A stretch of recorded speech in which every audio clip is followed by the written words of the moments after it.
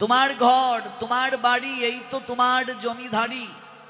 যেদিন যমরাজ করবে সমনধারী, সেদিন দুহাই দিবে কোন রাজার।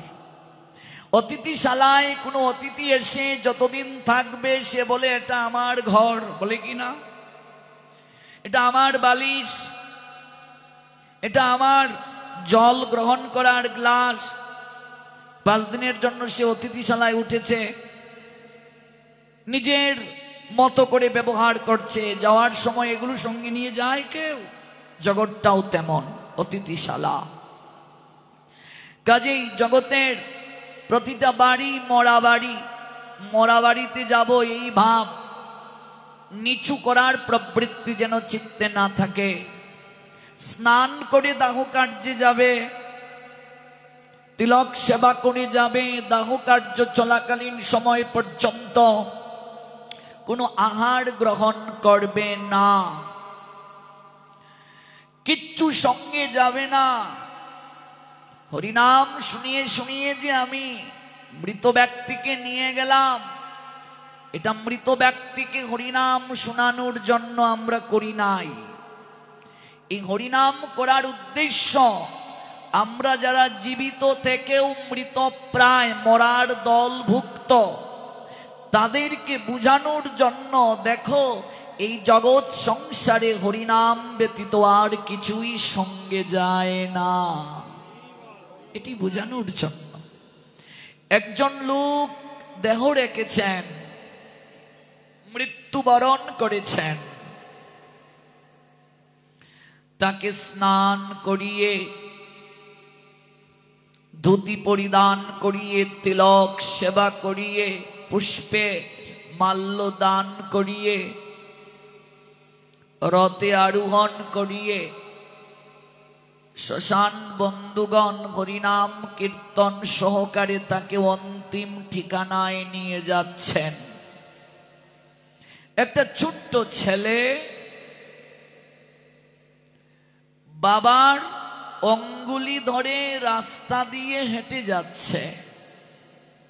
এই দৃশ্যটা অবলোকন করে ছোট্ট ছেলে বাবাকে প্রশ্ন করলো, বাবা ওরা সবাই কি করছে?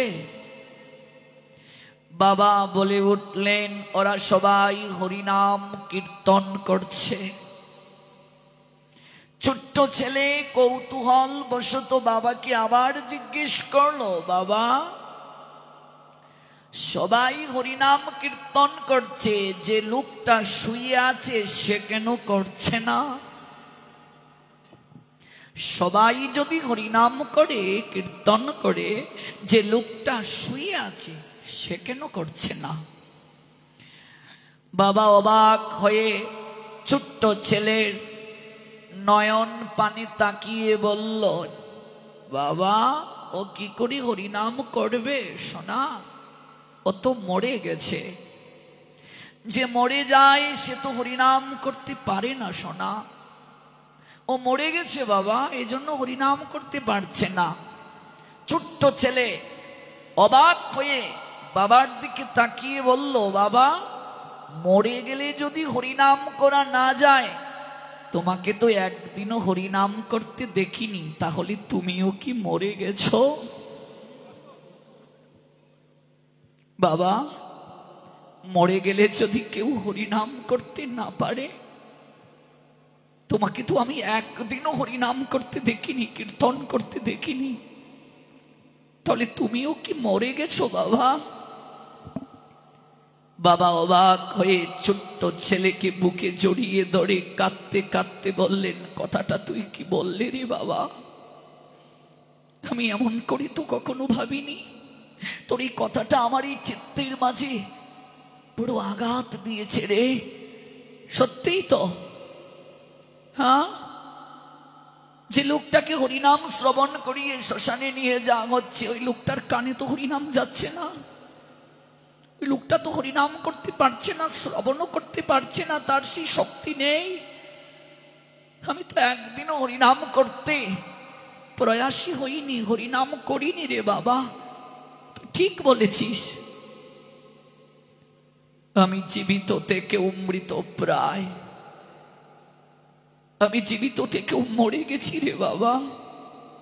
এবার আমরা স্বয়ং নিজের বিবেককে প্রশ্ন করে বিচার করব, এখানে আমরা কতজন জীবিত থেকে মৃত? কতজনের জপমালা আছে? কতজন প্রতিদিন হরিনাম করি? যদি না করি তাহলে জীবিত থেকেও মরার দলে। মরার পরে আমাকে হরিনাম শ্রবণ করানো হবে, হরিনাম আমার কানে যাবে না।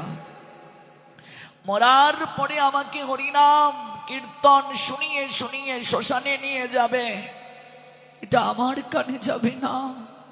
এই হরিনাম করার উদ্দেশ্য যারা শ্মশান বন্ধু, তাদের চিত্তে চেতনা জাগ্রত করানো। তাকিয়ে দেখো, দেখো শেষের দিনে কিচ্ছু সঙ্গে যায় না, একমাত্র হরিনামই শেষের সম্বল।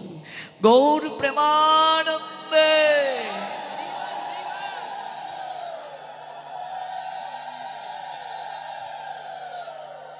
কেউ যখন মারা যায় আমরা সঙ্গে সঙ্গে দেহটাকে বাসভবন থেকে বের করে তুলসীর তলে শয়ন করিয়ে দেই, ঠিক কিনা মা?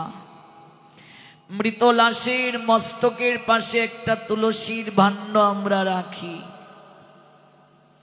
নয়নের মাঝে দুটো তুলসী পত্র দেই। ভাবুন মা,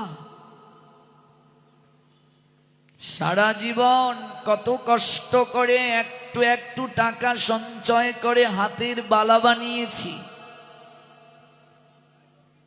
গলার জন্য নেকলেস, কানের দুল, নাকের নোলক, টিকলি, কান পাশা।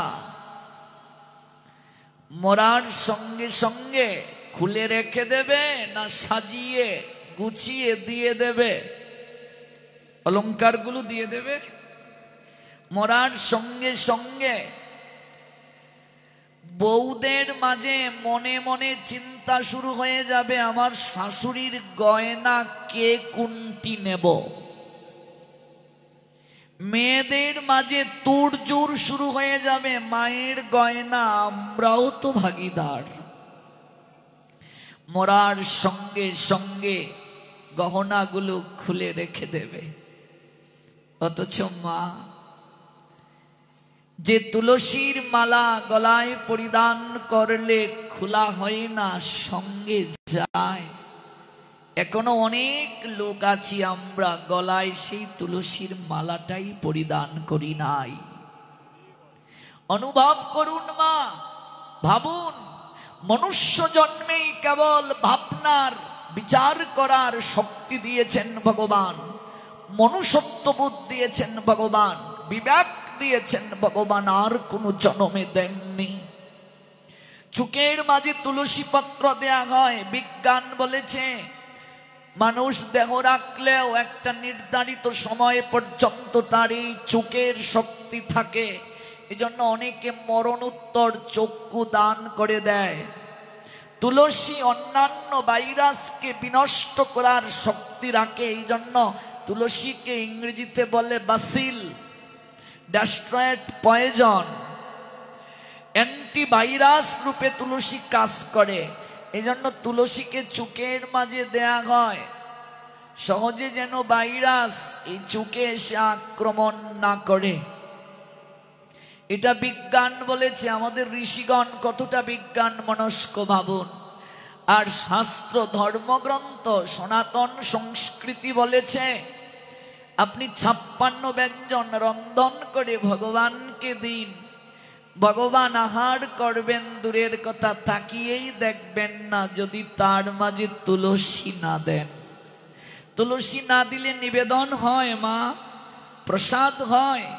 যে শরীরে তুলসী নাই, এখানে আমরা যারা এসেছি ভালো করে জেনে যান, যে দেহের মাঝে তুলসী নাই তার দেহটাও গোবিন্দের সেবায় নিবেদন হয় না।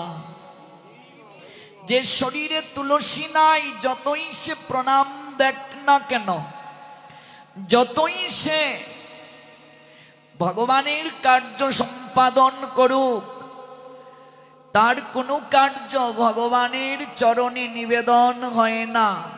তুলসী ব্যতীত কিচ্ছু নিবেদিত হয় না, এই শরীরও নিবেদিত হয় না ভগবানের সেবায় বিনা তুলসীতে। আমি বলছি না যে আপনি অলংকার পরবেন না, নিশ্চয়ই পরুন, কিন্তু তার সঙ্গে মালাটা কেন বাদ দেব আমি? তুলসীর মালাটা যেন সর্বাগ্রে থাকে। আপনি তুলসীর মালা কণ্ঠে ধারণ করেছেন, আপনি একটা বেষ্টনীর ভেতরে প্রবেশ করেছেন, কুণ্ডলীর ভেতরে প্রবেশ করেছেন। সীতা দেবী যদি কুণ্ডলী লঙ্ঘন না করতেন, রাবণের কি ক্ষমতা ছিল ভেতরে প্রবেশ করে সীতাকে হরণ করার? কুণ্ডলী লঙ্ঘন করার কারণে সীতাকে হরণ করলো রাবণ।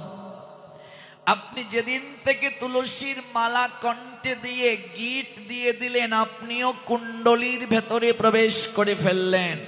যমদূতের সাহস নেই আপনাকে কুণ্ডলী থেকে বের করে নেয়ার। এজন্য কণ্ঠে তুলসী মালাটা প্রত্যেক সনাতনী হিন্দুর ধারণ করতে হবে।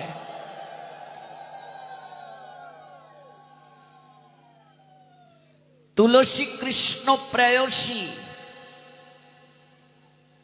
তার চরণে শরণ নিলে খুব সহজে কৃষ্ণ কৃপা প্রাপ্তি হয়। যে তোমার শরণ লয়, শরণ শব্দের অর্থ আশ্রয়, তার বাঞ্ছা, বাঞ্ছা শব্দের অর্থ ইচ্ছা পূর্ণ হয়। কৃপা করে করো তারে বৃন্দাবনবাসী। প্রতিদিন তুলসী মূলে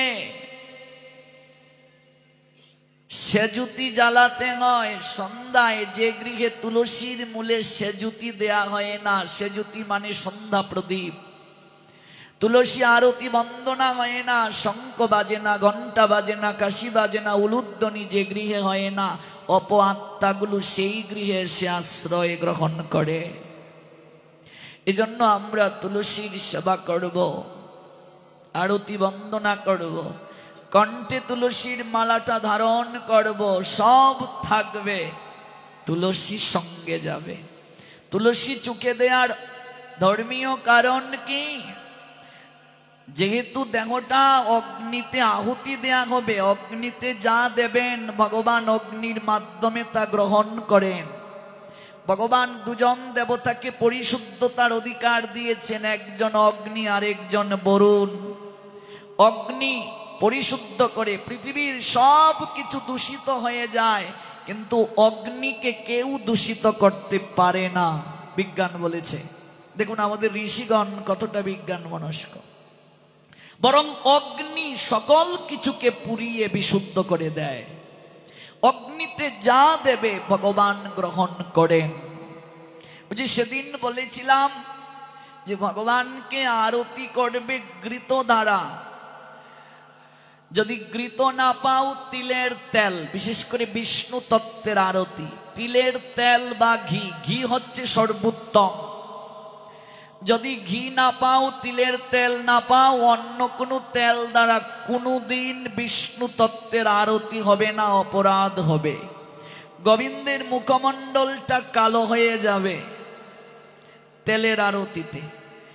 শক্তি তত্ত্বের আরতি করতে পারবে তেল দ্বারা, জগদ্ধাত্রী মায়ের আরতি তেল দ্বারা, কালী মায়ের আরতি সরিষার তেল দ্বারা। সরিষার তেল সবচেয়ে শক্তি তত্ত্বের আরতিতে শ্রেয়স্কর। ঘি নেই, আরতি হবে না, প্রদীপ ছাড়া আরতি হবে, কিন্তু তেল দিয়ে হবে না, অপরাধ বলে গণ্য। সয়াবিন তেল না, প্রশ্নে উঠে না। অন্য কোনো তেল প্রশ্নই ওঠে না, তিলের তেল। ঘি সর্বোত্তম। তেল দ্বারা আরতি করলে গোবিন্দের মুখমণ্ডল কালো হবে। অগ্নির মাধ্যমে ভগবান এটি গ্রহণ করেন, মনে রাখবে। অগ্নিতে যা কিছু নিবেদন হয় ভগবান গ্রহণ করেন। অগ্নিতে আমরা কলা দেই যজ্ঞের সময়। এই কলা একটা প্রতীক, মূলত দেহ কলাটা অগ্নিতে আমরা আহুতি দিচ্ছি। দেহ রাখলো কেউ, মরে গেল, ওই দেহটা অগ্নির মাধ্যমে আহুতি দেবে, গোবিন্দ সেটি গ্রহণ করবেন। তুলসী না দিলে তো কখনো ভগবান গ্রহণ করেন না। এই জন্য সর্বপ্রথম মরার পরে চুকের মাঝে তুলসী দেয়া হয়। মারে কত গভীর তত্ত্ব। অনেকে না জেনে শ্মশানে তোলার সময় তুলসীর মালাটা পর্যন্ত ছিঁড়ে দেয়। এটা কখনো উচিত নয়, এই কার্য করবেন না। যে তুলসী দেহ রাখলো, শুকনা কাষ্ঠ কি করবে? জলে ফেলে দেবে না, গৃহের মাঝে সংরক্ষণ করবে, টাঙ্গিয়ে রাখবে। কার্তিক মাসে শুকনা তুলসী কাষ্ঠের মাঝে তুলা পেঁচিয়ে কর্পূর দিয়ে ঘি কিংবা তিলের তেল দ্বারা ভগবান দামোদর গোপালের আরতি করবে। এমনিতে 1,00,000 প্রদীপ নিবেদন করলে ভগবানকে যতটা কৃপা হয়, একটি মাত্র তুলসী কাষ্ঠের প্রদীপ নিবেদন করলে ভগবানকে সেই কৃপা হয়। এত গুরুত্বপূর্ণ শুকনা তুলসী কাষ্ঠ দেহ রাখলে অন্ত্যেষ্টি ক্রিয়ায় কাষ্ঠে দাহ কার্যে দিয়ে দেবে। শুকনা তুলসী কাষ্ঠ হরিভক্তি বিলাসে এগুলো আছে। তুলসী মাহাত্ম্যম সপ্তাহ পড়বেন, তাহলে এটা মহাযজ্ঞ হয়ে গেল, মহাযজ্ঞ। তাহলে একজন লোক দেহ রাখলেন, তার মস্তকের পাশে তুলসী ভাণ্ডটা রাখা হলো। ভালো করে লীলাটা শ্রবণ করুন। একজন লোক দেহ রাখলেন, সঙ্গে সঙ্গে গৃহ থেকে বের করে তুলসী মণ্ডপের নিচে তাকে শয়ন করানো হলো। তুলসীর ভাণ্ডটা মস্তকের দিকে রাখা হলো। এবার তাকে রথে আরোহণ করিয়ে হরিনাম করে করে নিয়ে যাওয়া হচ্ছে। চরণটা বাড়ির দিকে, মস্তকটা শ্মশান অভিমুখে নিয়ে যাচ্ছে। যমের দুয়ার হচ্ছে দক্ষিণ দিক, নিয়ে যাওয়া হচ্ছে। আর ধানের খই নিশ্চয়ই চিনেন আপনারা মা, ধানের খই। বালি গরম করে ধান যখন গরম বালির মাঝে দেয়া হয়, তখন খইগুলো দেখবে ফুটে ফুটে পড়ে, আমরা বলি ফুটকই। এগুলো মাঙ্গলিক কার্যে ছড়িয়ে দিতে হয়, খুব ভালো শুভ লক্ষণ। গুরু বৈষ্ণবকে বরণ করবে, সেখানেও দানের খই ছিটিয়ে দেবে। যজ্ঞেও দানের খই দিতে হয়। দানের খই চরণের দিকে ছিটিয়ে ছিটিয়ে দেয়া হচ্ছে। হরিনাম করে করে নিয়ে যাওয়া হচ্ছে শ্মশানে। চরণটা বাড়ির অভিমুখে, মস্তকটা শ্মশান অভিমুখে, আর চরণের অভিমুখে দানের খই, আর মস্তকের অভিমুখে একজন তুলসীর ভাণ্ড নিয়ে যাচ্ছে। এই যে হরিনাম করে নিয়ে যাওয়া হচ্ছে আর দানের খই ছিটিয়ে দেয়া হচ্ছে, তার তত্ত্বটা কি? ওই মৃত দেহটা আমাদের একটা গভীর শিক্ষা দিয়ে যাচ্ছে, একটা তত্ত্ব জানিয়ে যাচ্ছে। ওই মৃত লাশ, মৃতদেহ আমাদেরকে জানিয়ে যাচ্ছে, আমাদেরকে চোখে আঙ্গুল দিয়ে দেখিয়ে দিচ্ছে, হে সংসারে মোহিত জীব সকল, এ মায়ায় আচ্ছন্ন মনুষ্য জীব সকল, আমার দিকে তাকিয়ে দেখো। আমি কিচ্ছু সঙ্গে নিয়ে যেতে পারিনি, আমার চরণের দিকে তাকিয়ে দেখো, আমি সকল অর্থ সম্পদ ছড়িয়ে যাচ্ছি, ছিটিয়ে রেখে যাচ্ছি, কিচ্ছু নিয়ে যেতে পারছি না। যে অর্থ সম্পদ সঞ্চয় করার অভিলাষে একটা দিনও আমি সাধুর কাছে গিয়ে বসার সময় পাইনি,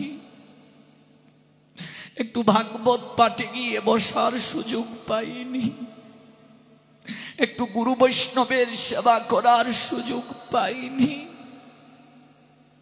তাকিয়ে দেখো, হরিনাম করার আমি সুযোগ পাইনি। যে অর্থ সম্পদ সঞ্চয়ের লালসা, ইন্দ্রিয় তর্পণের মনোরথে আজকে আমার দিকে তাকিয়ে দেখো, আমি সকল অর্থ সম্পদ ছড়িয়ে ছিটিয়ে চরণের দিকে রেখে যাচ্ছি। আর যে হরিনাম করার আমি সময় পাইনি, সেই হরিনাম আমার সঙ্গে যাচ্ছে। হে মায়ায় আচ্ছন্ন সংসারী মনুষ্য জীব সকল, আমি যে ভুল কাজটা করেছি তোমরা এই ভুল করিও না। তাই তোমরা আমায় দেখে শিক্ষা গ্রহণ করো। আর সময় থাকতে বদন ভরে একবার মুখে হরি বলো, গৌর প্রেমানন্দে। এই হলো গভীর তত্ত্ব। এই তত্ত্ব থেকে সরে গেলে হবে না। তাই আমরা যেন এই তত্ত্বটা চিত্তে জাগ্রত রাখি, সচেতন যেন আমরা হই। জীবিত অবস্থায় গীতাটা যেন পড়ি। যে প্রসঙ্গ থেকে এত দূর গেলাম, মরার পরে গীতা বুকে দিয়ে কিচ্ছু হবে না। জীবিত অবস্থায় যেন তিলক সেবাটা করি, ধুতিটা পরিধান করি। ঘুম থেকে উঠে সন্ধ্যা আহ্নিক আমি করব, স্নান সেরে একটু গুরুচরণে পুষ্পাঞ্জলি দিতেই হবে, এটা রুটিন। গোবিন্দ চরণে তুলসী পরিবারের সবাইকে দিতে হবে। সেবা হয়তো একজন দেবে পরিবারে, কিন্তু গুরুচরণে পুষ্পাঞ্জলি, গোবিন্দ চরণে তুলসী পরিবারের সবাইকে দিতে হবে। পরিবারের গৃহকর্ত্রী মা যদি সেবা দেন ভগবানের, সদস্য যদি 5 জন হয়, তিনি চন্দন চর্চিত করে 2 করে তুলসী, 5 গুণ 2 10টি তুলসী চন্দন চর্চিত করে রেখে আসবেন। প্রত্যেক সদস্য স্নান করে গোবিন্দ চরণে 2 তুলসী দেবে, দিতেই হবে। ইদম তুলসী পত্রম ক্লিং কৃষ্ণায় গোবিন্দায় গোপীজন বল্লভায় স্বাহা, দিতেই হবে, দিতেই হবে। গুরুচরণে পুষ্পাঞ্জলি, ইদম পুষ্পাঞ্জলি ওং শ্রী গুরবে নমঃ। গুরুচরণে পুষ্পাঞ্জলি দিতেই হবে, এটা ডিউটি। এই ডিউটিকে বর্জন করলে হবে না। দুপুর বেলা তাকে আহ্নিকটা করতেই হবে, সন্ধ্যা বেলা তাকে আহ্নিক করতে হবে। ত্রিসন্ধ্যা। সন্ধ্যা শব্দের অর্থ কি? সন্ধিক্ষণে যে ভজন। সন্ধি শব্দের অর্থ মিলন, ক্ষণ শব্দের অর্থ সময়। যে সময়ে ভগবানের সঙ্গে আপনার সংযোগ হবে, মিলন হবে, সেটি সন্ধিক্ষণ। যে কোনো সময়ে আপনি প্রার্থনা করবেন, হতে পারে না। যেমন ধার্মিক মুসলমানদের মসজিদে যখন আজানের ধ্বনি হয়, তারা নামাজ পড়তে যান 5 ওয়াক্ত। একজন সাচ্চা মুসলমান নামাজ বর্জন করবেন না। একজন সাচ্চা মুসলমান নামাজ বাদ দেবে না, কাউকে কষ্ট দেবে না, কাউকে উদ্বেগ দেবে না, কারো ধর্মীয় অনুভূতিতে আঘাত দেবে না। যদি আঘাত দেয় তাহলে সে মূল ধর্মের তত্ত্ব আদর্শ হৃদয়ে গ্রহণ করতে পারে নাই। তেমনি ভাবে একজন সনাতনী ও সহিষ্ণু, তাকে ত্রিসন্ধ্যা করতে হবে, বর্জন করা যাবে না। উনাদের যেমন একটা নির্ধারিত সময় আছে নামাজের, আমাদেরও একটা নির্ধারিত সময় আছে। ওই সময়কে ভাইলেট করে আপনি ত্রিসন্ধ্যা করলে কখনো কৃপা পাবেন না। প্রাতকালের প্রার্থনার সময় কখন? সন্ধ্যা আহ্নিকের সময় কখন? গুরুদেব যে আপনাকে বীজ মন্ত্র দিলেন, বীজ কোথায় বপন করা হয় মা? জমিতে। জমি হাল চাষ হলো না, আগাছা পরিষ্কার হলো না, উর্বর হলো না, বীজ বপন করে দেয়া হলো, অঙ্কুরিত হবে। এজন্য যথার্থ গুরুদেব মন্ত্র দেওয়ার আগে তিনি বীজ তলাটা প্রস্তুত করেন, জমি প্রস্তুত করেন, তারপর বীজ দেন।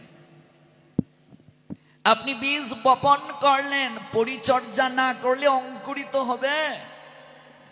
বীজ থেকে অঙ্কুর হলো, গাছ হলো। গাছের মূলে যদি জল না দেন, যদি পরিচর্যা না করেন, বেড়া না দেন, জলের অভাবে শুকিয়ে যাবে কিনা? ছাগল, তারপর গরু, তৃণভোজী প্রাণী খেয়ে নিতে পারে কিনা? অপরাধ রূপ তৃণভোজী প্রাণী ভক্তি বৃক্ষের পত্রগুলো খেয়ে নিতে পারে, উপড়ে ফেলতে পারে মূলটা। এজন্য সতত দীক্ষার পর গুরু সান্নিধ্যে, গুরু সাহচর্যে, সাধু সাহচর্যে থাকতে হয়। কিছু লোক ভাবে আমার দীক্ষা হয়ে গেছে, আমার দেহ শুদ্ধ। এটাই তো মূর্খতা। দীক্ষা শব্দের অর্থ দেহ শুদ্ধি নয়। দেহ শুদ্ধির জন্য দীক্ষা কেউ নেয় না, এটা ভুল। দীক্ষা গ্রহণের অর্থ হচ্ছে একজন আধ্যাত্মিক শিক্ষক গ্রহণ করা, যে আপনাকে হাতটা ধরে ভগবানের কাছে যাওয়ার পথ দেখিয়ে দেবে। দীক্ষা গ্রহণের অর্থ হচ্ছে দক্ষতা অর্জন করা। স্পিরিচুয়াল মাস্টার আপনি গ্রহণ করলেন, আপনাকে হাতে কলমে শেখাবে।